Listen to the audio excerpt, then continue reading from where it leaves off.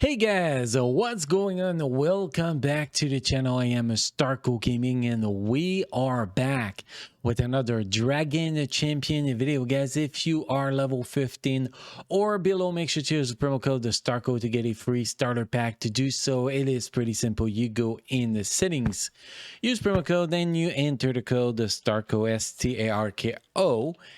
You press OK and you will receive a free starter pack, and hopefully you guys will enjoy the goodies. Also guys, we are on the road to 15k subscribers, so make sure you smash that subscribe button, because once we reach 15k subscribers, we're going to have a big cash giveaway for subscribers and subscribers only. So guys, today we're gonna be talking about the brand new half big character in Dragon Champion. We're gonna be testing him out a little bit on the test server, but also going to be focusing on the build, the stats, and how the character actually works. It's very important to know all of that, obviously guys. So we're going to jump into the roster here. We're going to take a look at Kiri version the 2.0, because on the test server they did not put the icon yet, and they did not even put the name here. I know that's weird, but anyway, well, we're on the test server. So this is the look of Dragoness, guys. Yep, Dragon and Ness. It's a dragon, pretty much. That's pretty much what the name means. So that is the character we're going to be looking at today, guys. This character is half big, Clans Defender, Explorer, and Legendary, guys. So we're going to start with taking a look at the skills. See which skills we should get to level 7, which skills we can actually skip a level 7. Then we're going to be jumping into the build. But since he is a defender, well, since they are a defender, it's actually pretty basic, guys. But anyway, first thing, we have the passive ability. Every time an ally not defender suffer it, gain oink. Lose oink at the end of the turn, gain 10% armor increase for each ally elf big, and 25% potency increase for each ally mage. So very, very, very solid passive ability here. But if we get that down to to level 6, there is not a huge difference. Yes, we lose a little bit armor, we lose a little bit of potency, but not that much. So technically, I think that this ability to level 6 will definitely do the job. If we move to the ability number 3, we do not have the name of the abilities here on the test server, guys. But anyway, skill number 3, oink, remove 3 debuff from all alive half big. That is really out overpower. No oink, apply potency increase to all alive half big for 2 turns, gain taunt for 3 turns, and 2 stack of regeneration for 2 turns. These 2 stack of regeneration give them a great synergy with ambulance, because ambulance, when ambulance use the third skill, it gives shield to the person, to people with regeneration stacks.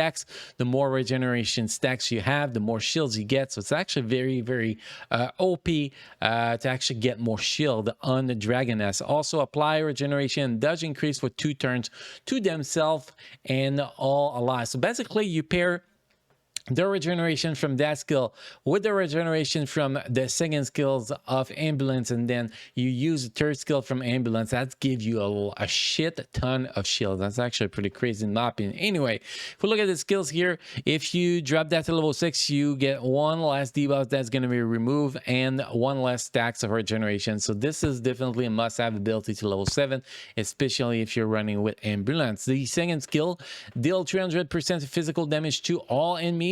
Oink, remove 3 debuff. No oink, inflict a burning for 2 turns. Very, very solid ability here. And if you get that to level 7, 1 more debuff removed. So if you get that to level 6, it's 2 debuff instead of 3. So definitely, want this ability to level 7 for that, but also for the AoE damage. 50% AoE damage is very solid. And then we have the basic ability here, deal 290% physical damage to an enemy, inflict critical chance decrease for 2 turns. And if we get that to level 6, 80% to apply critical chance decrease for 2 turns, which is actually pretty damn good. So if we go in priority list, guys, to actual abilities to get to level 7 first, the third skill, because it's AoE debuff removal, very important. Second skills, it is the second skills because itself debuff removal, which is very important. Then the basic attack, because the critical chance decrease, and then the passive ability. But the basic attack and passive ability can be skipped as a level 7. Level 6 is totally fine on those ability, guys. Now, if we run to the build, the first thing we have the artifact. As most defenders out there, you want an artifact with damage percentage and tenacity percentage on a defender. Although we could go potentially with tenacity percentage, that could do the job too. But I like this one, so we went with this one. So 24% damage increase and 36% tenacity increase, which gives him a good amount of tenacity. And then the runes, obviously, guys, is going to be tenacity runes all around. You want to have as much speed as you can on those tenacity runes, but it's all about getting his tenacity as up as possible. Here you can see 66% tenacity, which is awesome. 195 speed, and then the armor is going to be at 54.6% physical armor, 66% magic armor, with 91,000 shield and 67,000 HP, which is great. And you can see here as secondary stats, we will go with speed, shield, tenacity as much as possible, primary speed, secondary tenacity. Armor 2 is going to be very important. Armor primary with speed here. Here we have shield primary with a lot of HP and speed. Here we have shield primary with speed, armor, and then here we have armor percentage. Auto tenacity could get us closer to 200% tenacity, but still. And then secondary, we have speed and tenacity. We still have 8% tenacity on this one, so it's actually not that bad. So that's pretty much the setup we have on this dude. And honestly, his survivability is amazing. At least from the testing, he's not. That's not gonna turn the half-pig into a meta team for PvP, but it's still gonna make the half-pig teams better, and also that's gonna allow you to take very important guys. That's going to allow you to take Barrel and Centurion and put them in another battleground team, and actually be able to set up another full half-pig team with this dude, well, these dudes, whatever you want to call them. And the team pretty much we want to set for the half-pig at this point is Wizard with Dragoness, Ace and Sin, Ambulance, and Kebab. And this team is very powerful, so that gives you the opportunity to take you know, the other two, or you could put Cannoneer with Barrel and Centurion, put 2 other randoms with them. Actually, you could put Arshiro with them too, and then put a 1 random. That could actually technically give you 2 very strong half-pig team, which is that's pretty amazing. All we were missing is a second healer for the half-pig race, and we have 2 full team, and definitely Ambulance is at its best if it's used with Dragoness. So this is the thing we're going to be using, guys, in a little bit of gameplay. Sadly, I cannot show Goblin Raid gameplay, guys, on this video because I have no Goblin Raid ticket for that, and also they did not update yet, you know, all the fix, all the nerf, buff, nerf, all this shit that's been done on the live server. They haven't been applied to the test server yet, so jumping into a Goblin Raid will just not represent what we can actually do with this team properly. But we are going to be jumping into a Dragon Raid, tier 9 Dragon Raid on phase 2 to see what kind of damage they can do there. And then we're also going to be jumping in Arena as we always do. We're going to start with Arena here, guys. So the first thing we're going to do is we're going to face a well, a mirror team here, so we can actually see you know, the survivability and all this shit between those two. So we're going to go with there. We're going to hit the auto button so it's fair, and we're going to see, you know, what's very important is to see the survivability of this freaking tank. Dragoness survivability is actually amazing, and you're going to see in this video. So let's launch that, and let's see how this is going to go. The first time I test this, I actually won. So, but I'm not sure. It was very, very close, and it was pretty even. So it's going to be very interesting to see. Here you can see the shield is popping a little bit. See the Dragoness shield? It's a lot of pink on that shield, purple, whatever you want to call it, which is actually pretty outstanding here. And you can see he's not really taking damage. That is the one I built. because, you know, I'm good at building characters sometimes, but they are actually taking the advantage here because they killed my healer and did not kill the healer. So there is a chance we are actually going to be losing here. There is a big chance we are starting to lose here. But the fact that you remove debuff actually give him a huge advantage. You can see the survivability. Technically, we just want to see the survivability in this video. That's what's going to be very important. And you can see the survivability is really there. He is taking a lot of hit and actually surviving these hits. And you can see the other Dragoness and the other team, actually, now that we only have one DPS in their team, started to gain a lot of shield. And you can see the regeneration of the shield with Ambulance is actually pretty damn amazing. It is pretty freaking amazing, guys. And if we look at the damage we receive quite a good amount of damage from the other Archero and the whole team, actually. We did not survive good enough because our ambulance died too quick, but that was actually still, it's a survivability that's very important on this team.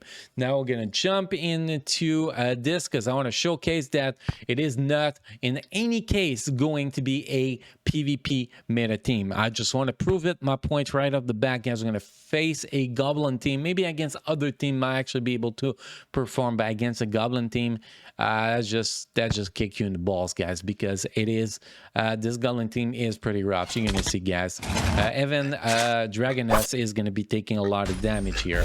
So we're gonna let this shit go. We're gonna be getting murdered here in a sec. And boom, we lose 2 targets right off the bat. The advantage is that we can remove debuff, so it's actually a nice counter against this team, but the survivability is lacking, sadly.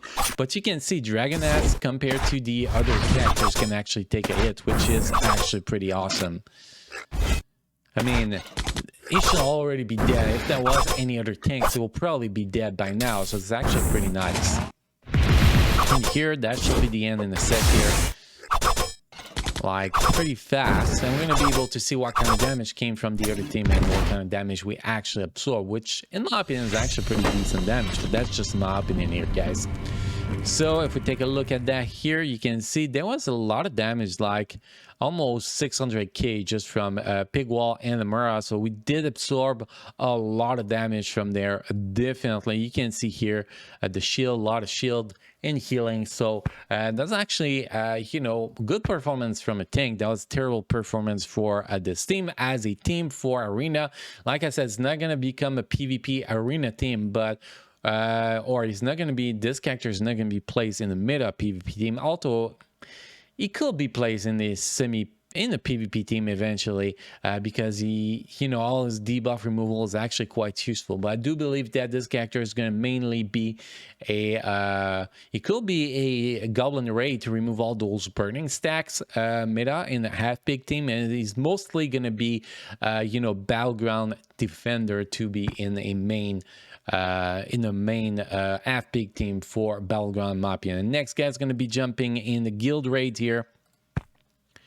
We're going to go in Erokar Madness. We're going to go tier 9. We're going to see what we can actually do on the phase 2 with this team, with this defender that can actually take a shit ton of damage.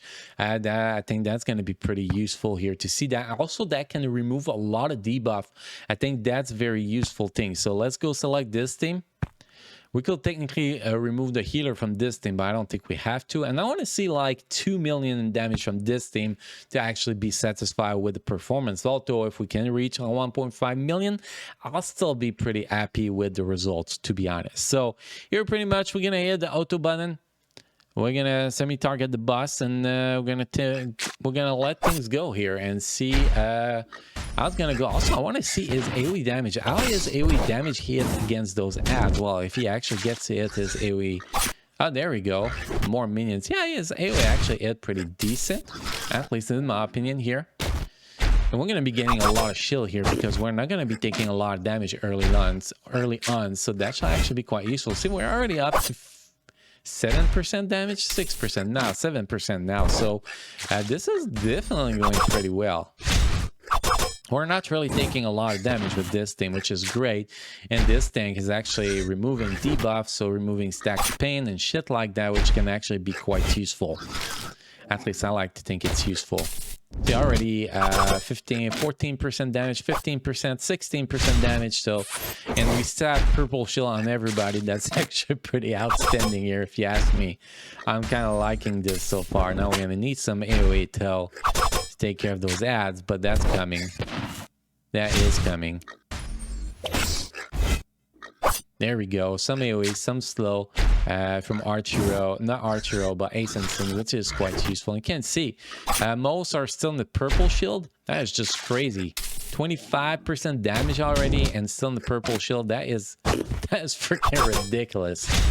That is freaking ridiculous. I really love this team, at least for raid. It should have a very great amount of survivability, which is what we're looking for in the raids, obviously.